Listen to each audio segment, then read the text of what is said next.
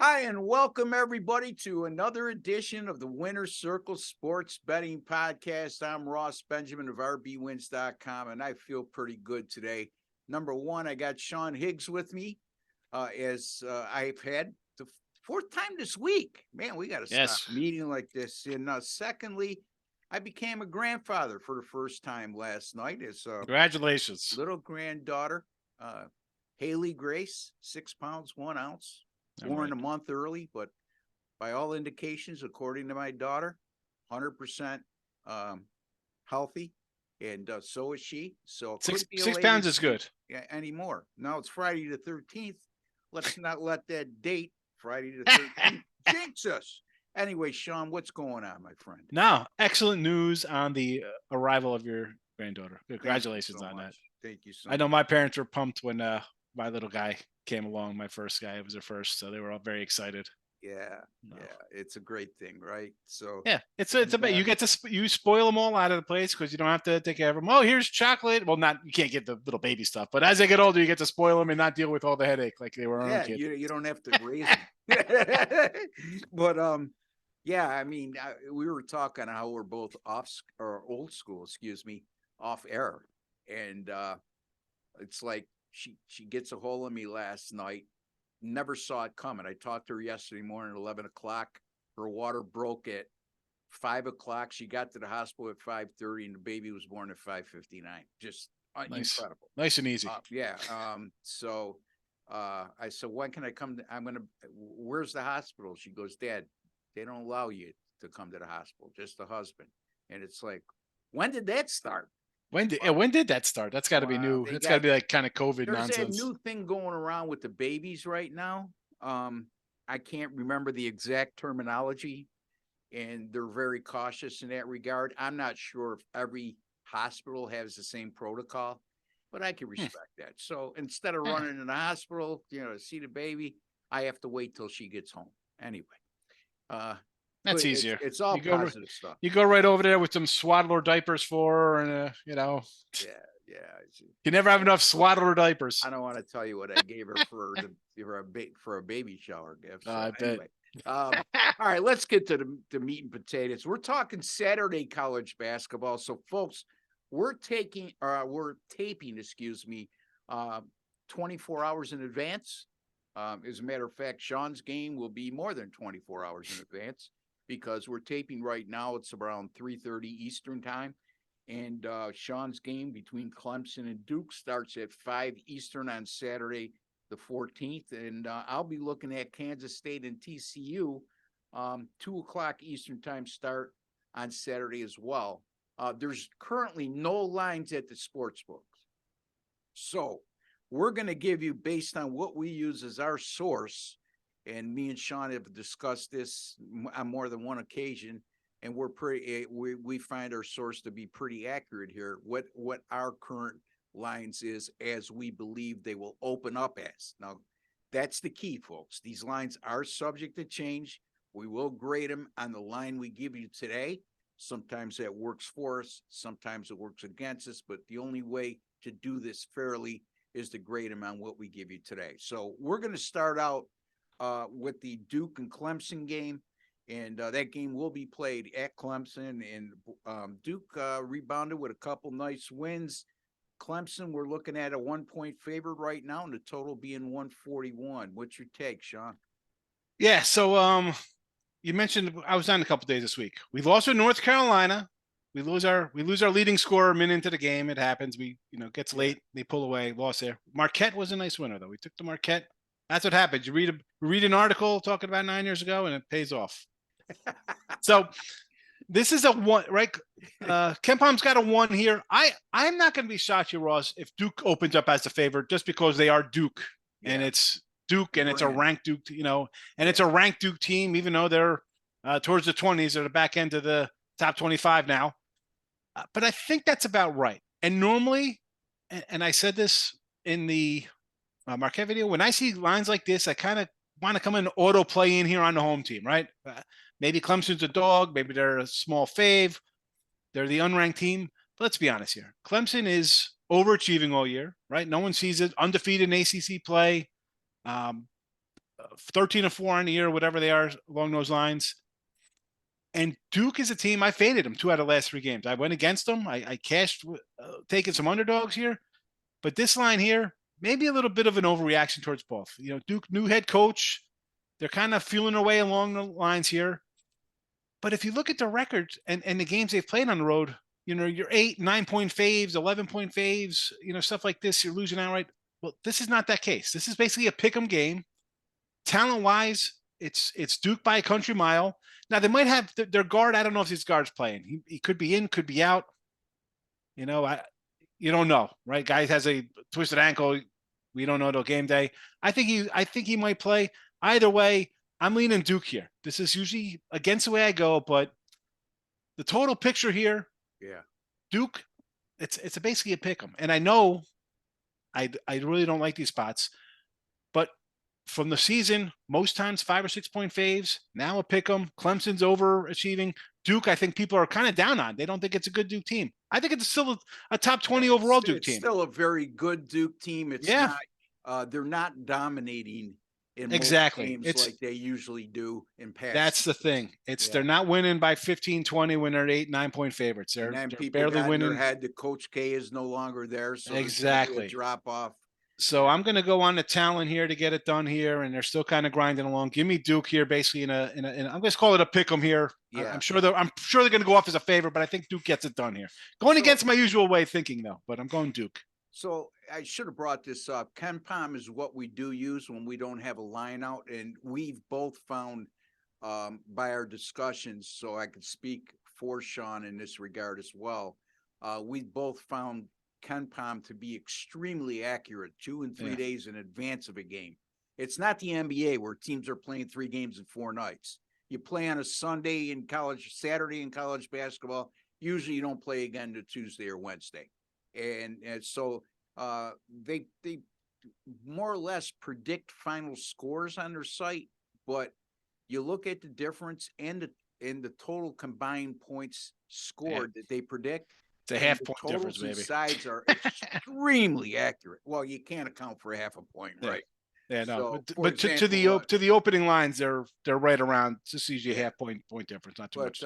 And again, Sean told you he would not be surprised, regardless of what KenPom has Clemson right now as a 1-point favorite. He would not be surprised if this game opens with Duke as a 1-point favorite, just because they have that brand name. Okay, yes. So again, he likes Duke. We're going to call that a pick 'em game. Even if Duke is -1, folks, you might want to just lay to 115 or 120 on the money line. If you can catch one or more, even more value there. Don't bet it on the money line. When they give you points, take it.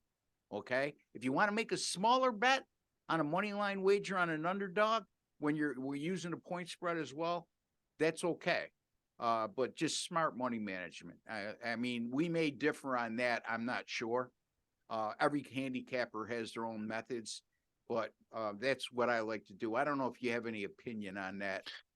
On these kind of things, I'll just take if I like a 1-point dog or 2-point dog. What do I think they're going to lose by 1? I'm going to take 2. I'll just take the money line. I'm taking money line either side of that. I'd rather if I got to lay 120. I know. And again, people say you don't do that kind of stuff, but it's just different time. It's not 1994 where you're just laying 110s and 105s all over the place. No. They're 115s, they're 120s. You're getting a hell of a lot more fair shake with the sports books that are regulated than the old bookies you used to have to call on the phone, who after a while knew your betting patterns and adjusted up the lines per phone call. I used to see it all the time. The guy would call. I told him, the statute of limitations is done. I used to work on the other side of the table, folks, for a pretty big guy, and it would be appalling to me. He'd say, "That's so and so calling. He bets the over every time. Whatever he wants, raise the total by 2." So anyway. And that's why I'd call in, and then they know you're taking dogs, so you ask what the favorite is, and they're like, "Yes, for the favorite this time." And then you switch it up and hit them with the dog. Yeah, the worst on thing the callback. Worst thing you could do is what is so and so when they're a dog? I mean, you're showing your hand. Anyway, that's ancient history. and we move on. All right, we only got 5 minutes left, so let me go real quick here. Kansas State and TCU. Boy, Kansas State is 15-1, folks. That's your team. Yeah, they've won 9 games in a row. I had them as a free pick earlier this week.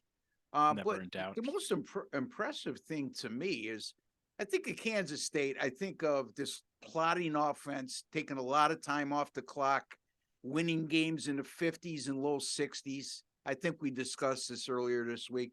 This isn't that type of team. As a matter of fact, according to KenPom, they're number 29 in the country out of 363 teams playing Division I basketball in adjusted offensive efficiency. What does that mean? Well, they average 112.2 points per 100 possessions, and only 28 teams do better than that. On top of that, they share the ball awfully well. Again, I'm going to use KenPom to assist me with that and proving my point is they get assists on 67.6% of field goals made. That's incredible. There's only 4 teams that are better than them in the whole country. And then TCU, this is a team that likes to play fast. In terms of offensive possession time, they average 15.8 seconds per offensive possession. That may not seem fast to a lot of you, but it's number 30 in the country. I mean, it's in the upper 90, it's in the 90% range of how teams play in terms of pace. This is also a TCU team that scored 75 points or more in 9 of their last 11, while K-State, they've scored 71 points or more in 7 of their last 8. I'm going to continue on with this higher scoring, entertaining basketball that K-State plays and combine that with the fast pace in which TCU likes to play. And I think I have a good selection here when I say I like this game to go over the total of 141. 146, that is. Because the line on this game, according to KenPom, -2, 146, 75, 74, 81, 74, that type of game, Sean. Yeah, I agree with you on that total. I mean, you throw out the last one, Oklahoma State's a really slow defensive team. And they're really good defensively, and they play at an extremely slow pace, right? I mean, these guys are, you get some OT games, you get 97, 82, but 116 Texas, I mean, that boosted up. But these guys, and TCU's going to want to run with them. Yeah, 97 against Baylor goes over. This is gonna be a good little matchup here. Two middle teams in the 80s in regulation time, right? Yeah. So, I'm looking forward to this matchup. So that's what I'm going to go with: TCU, Kansas State over 146. And Sean Higgs, he likes the Duke Blue Devils as a pick'em over Clemson. Sean, Clemson's stepping up in class here. Clemson, I don't think they got it. We're running short on time, so tell the folks, give them an indication how you've been doing of late, what you may have coming up on this NFL playoff weekend. Yeah, off a good night of college hoops last night, 8-3, and I'm 30 games over 500 on the college hoop season. A lot of games. I like my college basketball. Probably have like 20 tomorrow. I'm not gonna lie. There'll be a lot of college basketball tomorrow. And NFL, I got 4 games up for the weekend. Best bet, sure shot going. Super NFL season on the sites. And you can check out Midday Money is my daily show, 7 days a week. Midday Money. Google it. It's on YouTube. It's on all your channels, Amazon Music and Spotify, iHeart, whatever. It's a live show. You come in, talk to me. I'm there. It's a great show, folks. It's and I don't look at it as a competitor.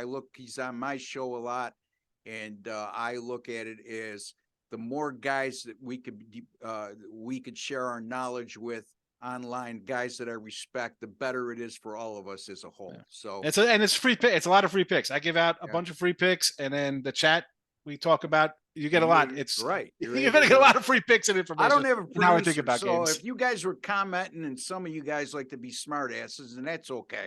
I deal with it. I don't want to have one eye on the screen, so that's why we don't go live. But any event, that's picksandparleys.net, and also check out his podcast, Midday Money, Monday through Sunday, live at noon Eastern time.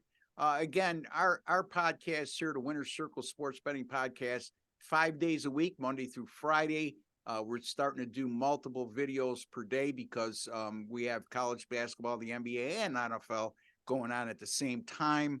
And you want to check that out daily. And the easiest way to do that, folks, so you don't have to keep checking back because we're not live, is to subscribe. You'll see an OSTA button right at the bottom of your screen on the bottom right-hand side, I believe. And if you hover over that, a subscribe button comes up. Click subscribe, hit the notification bell. You'll be notified immediately upon any of our Winner's Circle sports betting podcasts going up on this channel. And I don't know why you wouldn't. It's absolutely free. There's no subscriptions. There's no hidden agenda. You're privy to handicappers such as myself and Sean and Big Al McMorty and Doug Upstone and Jesse Schul, all top guys in this industry that have been doing it successfully for quite some time. Until the next time, for Mr. Sean Higgs and Ross Benjamin, we like to wish each and every one of you all the very best. Take care. God bless and have a fantastic weekend, folks.